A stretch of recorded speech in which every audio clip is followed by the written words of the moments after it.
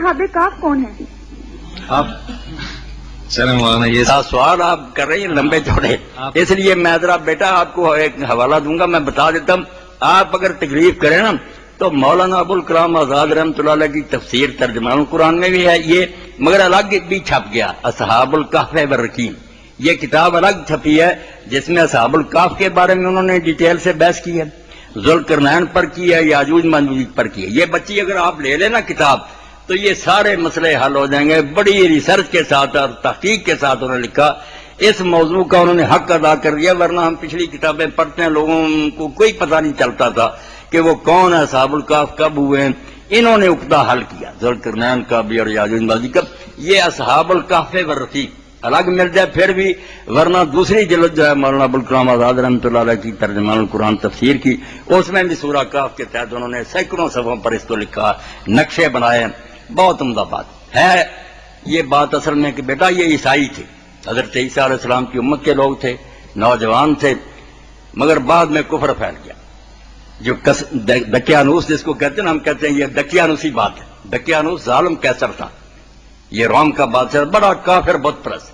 اس نے بت بنوایا، لوگوں کو حکم دیا کہ سجدے کرو ورنہ سر قلم کروں گا. سب لوگ مان گئے، مگر یہ کچھ نوجوان ایسے تھے جو اٹھ کھڑے ہوئے. اب قرآن میں بیٹا ان کے لیے یہ لفظ ہے وہ ہم سب کو یاد رکھیں، ہم کھڑے نہیں نہ ہوتے. کھڑے ہونا یہ نہیں کہ بیٹھے ہیں آپ کھڑے ہو جائیں. اللہ کہتا ہے وہ نوجوان تھے اس قام، وہ کھڑے ہو. انہوں نے کہا اس طرح بیٹھے رہنا اور حالات کے جبر کے تحت گنگے بن رہنا یہ شیطانوں کا کام ہے، جو جان پر بنے گی. اس قام، اللہ نے لفظ ان کے لیے کیا استعمال کیا، ہچ جاتا. فرمایا جوان مرد تھے وہ تھے، باقی علماء اور مشائخ اور پیر سارے بزدل نکلے، ڈر گئے دقیانوں سے. یہ نوجوان اٹھے جوش کے ساتھ، انہوں نے اعلان کیا کہ ہمارا رب وہ ہے جس نے آسمان و زمین بنایا، ہم اس کے ساتھ اگر شرک کریں تو برباد ہو جائیں، جو کرنا کرو. اس نے کہا واپس لوٹاؤ ورنہ پتھروں سے مروا دوں گا. تو یہ نوجوان جو تھے، آپ دیکھیں نوجوان ہوتے ہوئے ان میں ہوش بھی، جوش بھی تھا، ہوش بھی. کتنا ہوش ہے کہ انہوں نے سمجھا کہ ہم نے اتنا بڑا کام جو ہے اس کا بیڑا اٹھایا، ہم تنہا کیا کر سکتے، ساری دنیا دشمن ہے، بادشاہ کے پاس اتنی قوت. انہوں نے جو دعا بیٹا کیا نا وہ سب کو چاہیے ان دنوں میں پڑھے.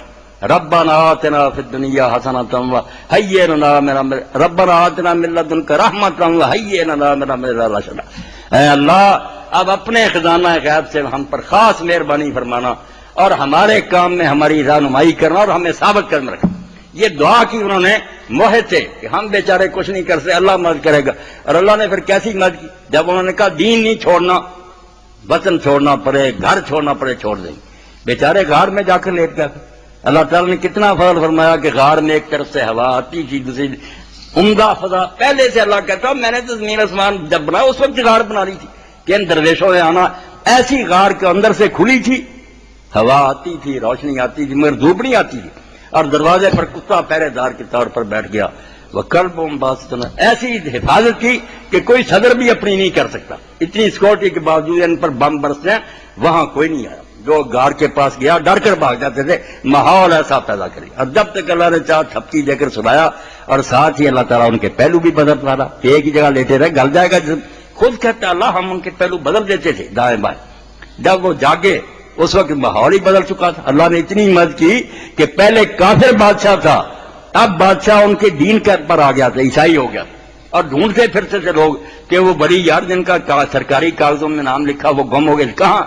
یہ جاگے کو کھانا لینے کے لیے بھیجا. اس نے جب سکہ دیا، دکاندار نے کہا یہ سکہ کئی سو سال کا پرانا. وہ حیران ہو گیا. اس نے کہا نہیں یہ تو کل کا سکہ. سارے شہر میں شور مچ گیا کہ یار یہ عجیب معاملہ، یہ آدمی بھی سچا ہے مگر یہ عجیب ہے کہ سکہ یہ کہتا کل ہم یہاں سے گئے، سکہ تو کئی سال پرانا. وہ دقیانوس نہیں رہا، اب زمانہ ہی بدل گیا. تو پھر جب شہر کے بادشاہ تک بات پہنچی، اس نے پوچھا. انہوں نے کہا یار یہ تو اللہ نے نشان دکھایا، وہی اللہ کے ولی ہیں جو گم ہو گئے تھے، مل گئے. غار پر گئے سلام کا، وہ لیٹ گیا جو گیا تھا وہ بھی فوت ہو گیا، باقی بھی فوت ہو گئے. انہوں نے پھر غار کا دروازہ بند کر دیا، وہاں یادگار کے طور پر ایک مسجد بنا. تو اصحاب الکہف مومن تھے، حضرت عیسیٰ علیہ السلام کی امت میں تھے، دقیانوس کے ظلم سے بھاگے تھے. بستی ان کی رکین تھی جہاں سے وہ گئے تھے اور وہاں غار میں وہ سوئے ہوئے تھے. اب بھی سیورن سلیپرز جو ہے باقاعدہ ان کی داستان عیسائیوں نے بھی لکھی. ویسے میرا بیٹا میں نے کہہ دیا کہ وہ اگر لے لیں آپ ترجمان القرآن یا صحاب الکہف والرقیم، تو آپ کئی سو صفحے میں یہ سب چیزیں پڑھیں. بہت شکریہ.